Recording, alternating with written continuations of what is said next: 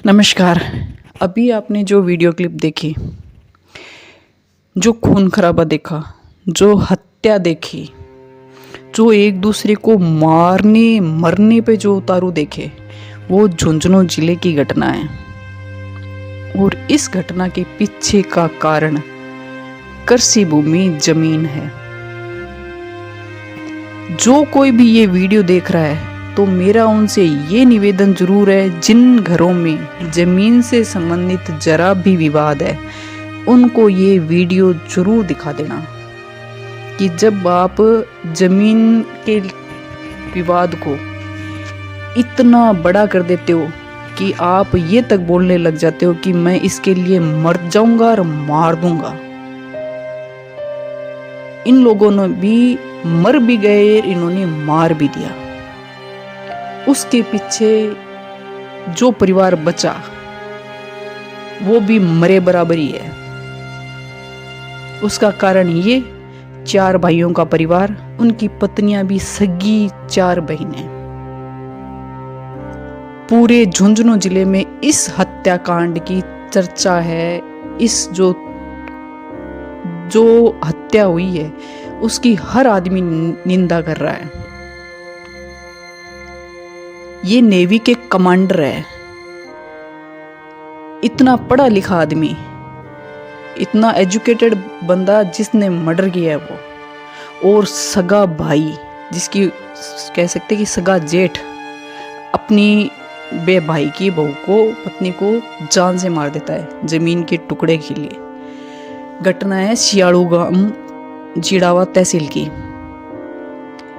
मैं इस चैनल में हर वीडियो के अंदर एक ही अपील करती हूँ कि किसान भाइयों जागरूक बनो।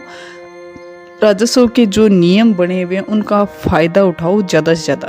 आपस में लड़ाई झगड़ा मत करो, कागज और कलम उठाओ, लठ मत उठाओ। हर वीडियो में आपसे यही अपील करती हूँ कि लठ मत उठाओ, कागज कलम उठाओ। आपके यदि कोई तकलीफ है तो आप तहसील में, उपखंड अधिकारी के पास में, कलेक्टर के पास में लिख के दो।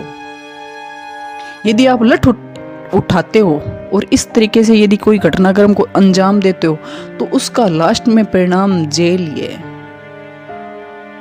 जिसकी औरत खत्म हुई, जिसकी पत्नी खत्म हुई, वो परिवार वैसे उजड़ा, और जिन लोगों ने मारा वो जेल में। और 7 पीढ़ियों के कलंक लगा वो अलग, पूरे गांव के जो कलंक लगा वो अलग, कि इस गांव के अंदर फलाना सिंह के बेटे ने, बहुओं ने अपने भाई की पत्नी को जान से मार दिया जमीन के लिए। हो जाए, लेकिन मैं आपसे ये निवेदन जरूर करूंगी कि आप ये वीडियो, जिनके भी जमीन से संबंधित विवाद है जरा सा भी, उनको एक सबक के तौर पे जरूर भेजना ताकि वो अनावश्यक विवादों से बच सके।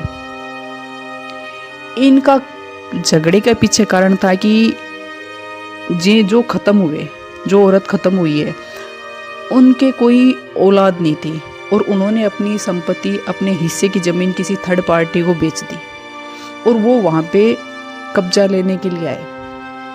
उन्होंने अटैक कर दिया और वीडियो जितनी भी उनकी लड़ाई झगड़ा था वो सारी उनके घर पे लगे हुए सीसीटीवी कैमरे में कैद हो गई। अब घर के आगे यदि सीसीटीवी कैमरा लगा है, विवाद है, उन्होंने ज़मीन बेची, इतने मर्डर, इतना खून खराबा, इतना गुस्सा है, तो वो एक दिन में पैदा नहीं हुआ। वो जहर धीरे धीरे बना है।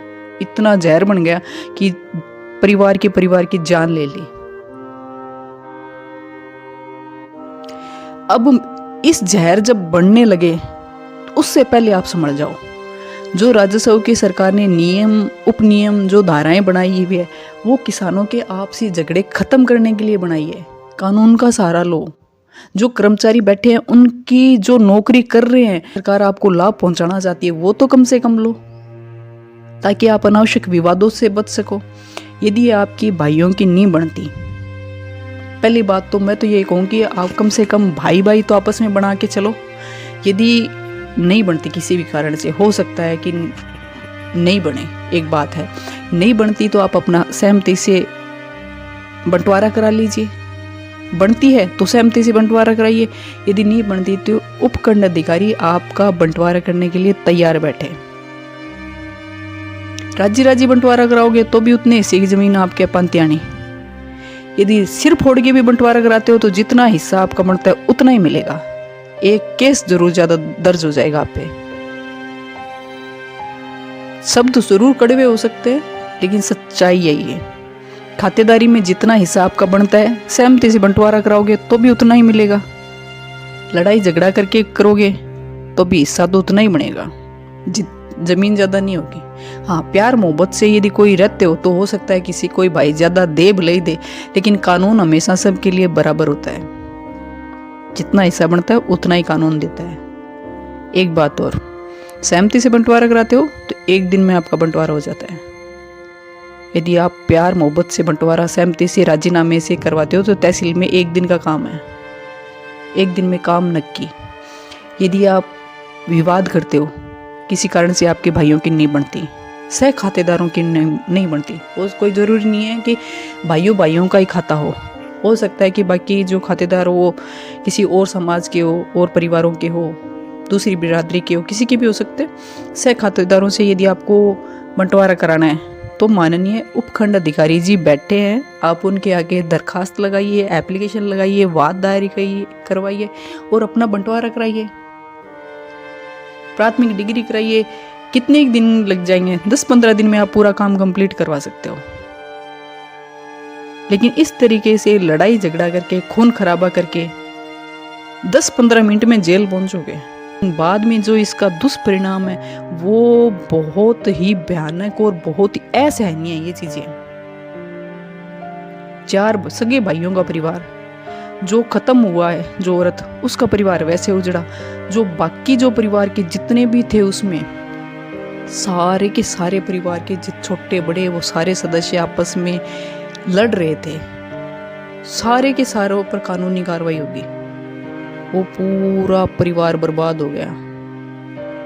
खाली ये कह सकते हो पर्टिकुलर इस गांव की घटना नहीं है, पूरे राजस्थान में कहीं ना कहीं हर रोज ऐसी घटनाएं देखने को मिलती है कि जमीन के लिए विवाद, रास्ते के लिए विवाद, कब्जे के लिए विवाद, बंटवारे के लिए विवाद, या फिर किसी और कारण से जमीन को लेके विवाद।